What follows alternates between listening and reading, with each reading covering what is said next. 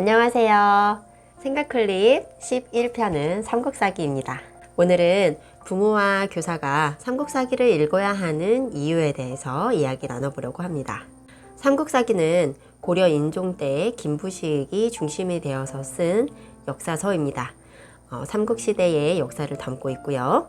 기전체로 쓰인 역사서입니다. 기전체는 주제별로 쓰여진 역사서를 이야기를 합니다. 예를 들면 왕의 행적을 묶은 본기, 또 제도에 대한 이야기를 묶은 지, 또 왕 이외의 중요 인물들을 중심으로 묶은 열전 등 이렇게 주제별로 묶여져 있는 역사서를 기전체 역사서라고 하고요. 삼국사기가 나라에서 편찬해서 정사가 많이 담긴 역사서라면 삼국유사는 그에 비해서 야사라고 하면은 약간 뒷이야기라고 하죠.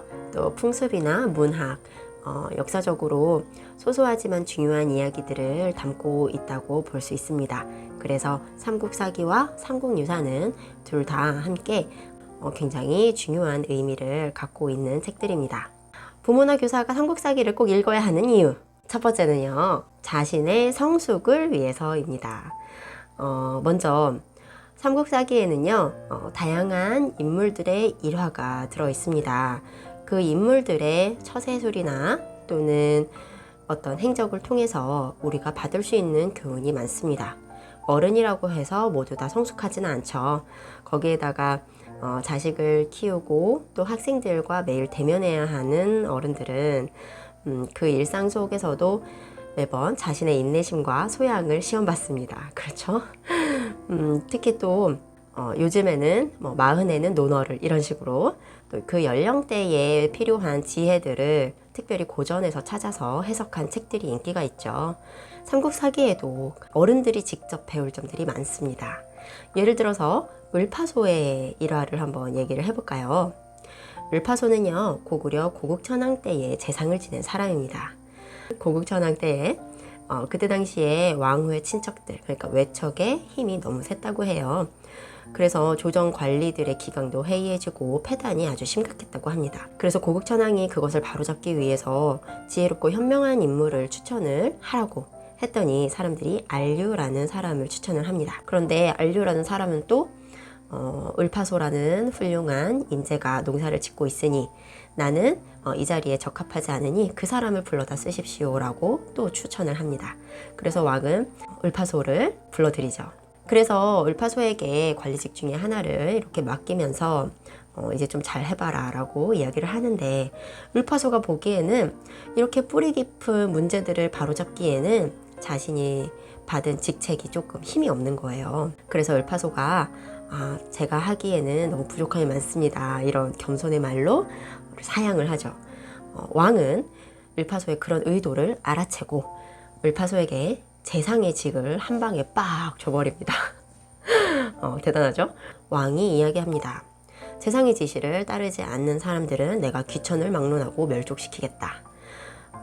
뛰어난 인재를 믿고 정말 아주 파격적인 지원을 하는 거죠. 그래서 을파소는 그런 왕의 대대적인 지지를 받으면서 결국에는 흔들렸던 조정의 기강을 바로잡는 역할을 성공적으로 하게 됩니다.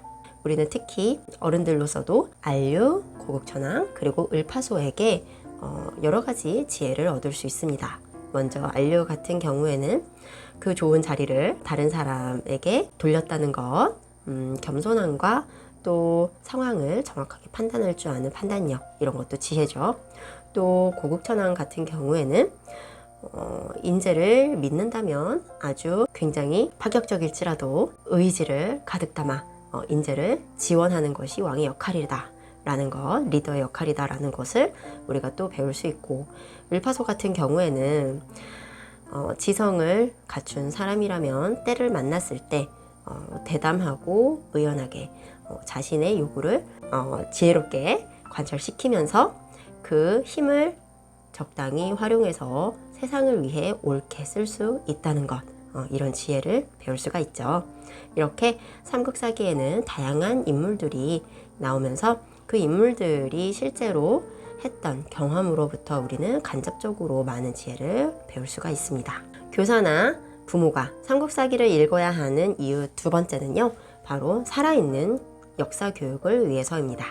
우리가 교원 임용 시험을 보기 위해서 봐야 하는 한국사 같은 경우에도 한국사 시험도 객관식으로 되어 있고 단편적으로 맥락 없이 외워야 하는 내용들이 너무나 많습니다. 그런데 삼국사기를 읽으면 말로만 외웠던, 단편적으로 직책으로만 알고 있었던, 또는 어떤 제도명으로 알고 있었던 사람들의 행적이 실제로 살아있는 사람들의 이야기로서 저에게 다가옵니다. 누구나 많이 들어봐서 알고 있다고 생각하지만 제대로 알고 있지는 못했던, 그래서 그들로부터 많은 교훈을 그만큼 얻어낼 수 없었던 인물들에 관한 이야기는 정말로 많습니다. 호동왕자와 낙랑공주 이야기 한번 예를 들어볼까요? 호동왕자는 고구려 대무신앙의 아들인 왕자입니다. 얼굴이 너무나 아름다워서 붙여진 이름이 호동이에요. 그리고 낙랑공주는 낙랑이라는 나라의 공주였죠. 호동왕자가 어느 날 낙랑을 유람할 때 낙랑의 왕이 호동왕자의 이 기품 넘치는 외모를 보고 반해서 자신의 딸을 아내로 맞이하게 합니다. 그런데 호동왕자는 어떻게 했죠? 네, 호동왕자는 몰래 귀국해서 아내에게 밀지를 보내죠. 내가 군사를 데리고 낙랑으로 갈 테니 자명고를 찢으라. 자명고는 그 당시에 낙랑에 있었던 적군의 침입을 알려주는 스스로 울리는 북이라고 알려져 있죠. 우리가 알고 있는 결말로는 낙랑공주는 결국에는 자명고를 찢죠. 그리고 호동왕자는 성공적으로 낙랑으로 군을 이끌고 들어가게 됩니다. 그리고 낙랑공주는 결국에는 아버지의 손에 의해서 죽임을 당하죠. 그리고 그 아버지는 항복을 합니다. 여기까지는 많은 분들이 알고 있는 호동왕자와 낙랑공주의 이야기죠. 그러면 호동왕자는 그 다음에 어떻게 됐을까요? 알고 계시나요? 호동왕자는 그해 겨울 11월에 스스로 목숨을 끊습니다. 왜 그랬을까요? 낙랑공주를 너무 사랑해서 따라간 걸까요? 그 삼국사기에 기록된 바로는 호동왕자가 첫째 왕비로부터 모함을 당해서 자결하는 것으로 되어 있습니다. 그런데 어떤 모함이냐?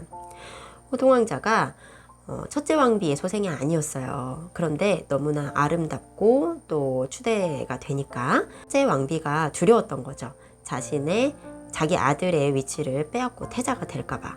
그래서 첫째 왕비가 왕에게 이렇게 이야기를 했다고 해요. 제가 나를 보는 눈빛이 음란하다, 이런 식으로. 그래서 처음에는 왕이 믿지 않았죠. 그런데 첫째 왕비가 막 눈물로 호소하고 연기를 하니까 결국에는 왕이 호동왕자를 의심을 하고 처벌을 하려고 합니다. 그때 호동왕자는 해명하지 않아요. 그래서 누군가가 호동왕자에게 물어봅니다. 왜 이런 억울한 상황에서 해명을 하지 않느냐? 이랬더니 호동왕자가 뭐라고 했냐면, 그것이 사실이 아니라고 내가 해명을 하면 어머니의 악행이 드러나고 아버지에게 근심거리가 생기지 않겠느냐, 이것은 효가 아니다 라고 이야기를 하고 자결을 하는 걸로 호동왕자와 낙랑공주의 이야기가 끝이 납니다. 호동왕자는 그렇게 효가 중요한 사람인데 낙랑공주한테 왜 그랬을까? 그쵸? 이상한 사람이야. 아무튼 이렇게 우리가 잘 알고 있는 것 같지만 잘 알고 있지 못했던 재미난 이야기들이 삼국사기에 많습니다. 부모와 교사가 삼국사기를 읽어야 하는 이유 세 번째는요, 역사의 이중성을 배울 수 있는 자료가 되기 때문입니다. 역사는 모두의 역사가 아니죠. 우리가 흔히 역사는 승자의 기록이라고 이야기를 합니다. 저는 학생들이 역사를 배울 때 역사란 사람에 따라 달리 쓰여질 수 있으며 또 그 사실도 발견되는 사료에 따라 취하는 사료에 따라 달라질 수 있는 것이다 라는 것을 항상 인식하도록 가르치는 것도 중요하다고 생각합니다. 삼국사기에는 그렇게 승자의 기록이라고 보여지는 부분들이 몇 부분 있습니다. 왜냐하면 김부식도 경주 김씨로서 신라의 그런 바탕을 가진 사람으로서 신라를 삼국시대의 주역으로 평가를 하고 있기도 하고요. 또 당연하게 고려의 관점에서 삼국시대를 바라보기 때문입니다. 김부식이 삼국사기를 편찬할 때 중국의 역사서와 또 그때 당시에 있었던 우리나라의 역사서들을 다양하게 살펴봐서 최대한 객관적으로 쓰려고 노력한 점이 보인다라는 평가도 있습니다. 하지만 역시 고려의 관점이 담겨 있다는 거 한번 생각해 보면 좋을 텐데요. 대표적인 사례가 바로 견훤열전입니다. 견훤은 후백제를 일으킨 사람이지만 결국에는 큰아들로부터 왕위를 찬탈당하고 왕건에게 의탁하죠. 그리고 그 왕건이 주는 군대를 이끌고 다시 자신의 아들들을 공격합니다. 그리고 신검은 결국 투항해서 왕건에게 용서를 빌고 견훤은 자기 아들들로부터도 그렇게 배신을 당하고 또 나라를 잃은 전직 왕으로서 한 사찰에서 쓸쓸하게 죽음을 맞이하죠. 반면 그 부분에서 왕건은 자신에게 투항해온 견훤을 아주 높은 어른으로 모시면서 신검과 그의 일족들을 다 용서하는 관대하고 유능한 왕으로서의 면모를 보입니다. 그런 왕건 중심의 서술이 삼국사기의 견훤열전에서 많이 보입니다. 그런 점에서 아무래도 승자의 관점이 많이 담긴 기록이 아닌가라고 생각이 드는 부분들이 중간중간에 있죠. 그런 부분들을 학생들과 함께 찾아보고 또 실제 다른 자료들을 찾을 수 있다면 찾아서 2차 사료든 해서 그런 이야기를 나눠보는 것도 역사의 의미와 관점의 역할에 대해서 학생들과 생각해 볼 수 있는 좋은 기회가 될 것 같습니다. 부모와 교사가 삼국사기를 읽어야 하는 이유 네 번째는요, 생각하는 대화로서의 소재로 삼국사기가 아주 좋은 역할을 할 수 있기 때문입니다. 요즘 많이 하는 하브루타도 결국엔 생각을 자극하는 대화라고 볼 수 있죠. 아까 제가 이야기했던 호동왕자와 낙랑공주의 이야기만 하더라도 정말 다양한 이야기거리들이 나올 수 있습니다.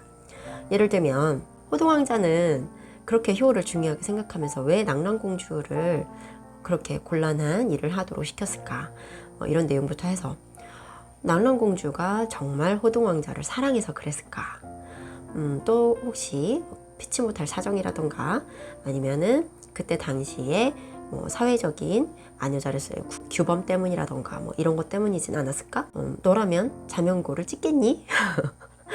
이야기해보고, 또 네가 호동왕자라면 그렇게 어떻게 보면 비열할 수 있죠? 왜 비열한 그런 행동을 할 수 있을까? 이런 이야기를 했을 때 어떤 아이는 그건 비열한 행동이 아니다 라고 할 수도 있는 거죠.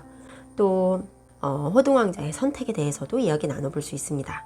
호동왕자는 자신을 사랑하지도 않는 계모를 위해, 또 자신을 믿어주지 않는 아버지에게 효를 다하기 위해 억울하게 누명을 쓰고서도 자결 하는 걸 선택했는데 그것이 진정으로 옳은 선택이었는가, 진짜로 자기를 사랑하는 모습인가, 이런 내용들에 대해서 아이들하고 충분히 하브루타 또는 생각하는 대화를 할 수 있습니다. 이렇게 삼국사기에는 탈무드, 부럽지 않은 사람의 수만큼 정말로 다양한 의견을 낼 수 있는 생각거리들이 아주 많이 담겨 있습니다.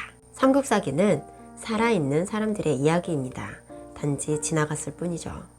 저는 이런 책을 읽을 때 꼭 두껍거나 원전과 비슷한 것을 찾아서 읽으려고 하지 않는 편입니다. 원전의 내용과 해석을 크게 해치지 않으면서 최대한 내가 쉽게 이해할 수 있는 책들을 골라서 읽으려고 합니다. 두께도 적당한 걸로요. 그래서 주로 도서관에서 여러 책을 비교해서 골라서 읽는 편입니다. 이 영상을 보시는 어른들도 자신이 보기에 편한 책, 그런 책을 도서관에서 비교해 보시고 골라서 와닿는 부분을 직접 많이 읽고 이해하고 체득하실 수 있도록 한번 시도해 보시면 좋지 않을까라고 생각해 봅니다. 아무리 좋은 책도 나에게 와닿지 않고 이해가 되지 않으면 의미가 없는 거니까요. 다음 시간에는 200년이 지나도 통하는 이야기, 정약용의 목민심서에 대해서 이야기해 보도록 하겠습니다. 감사합니다.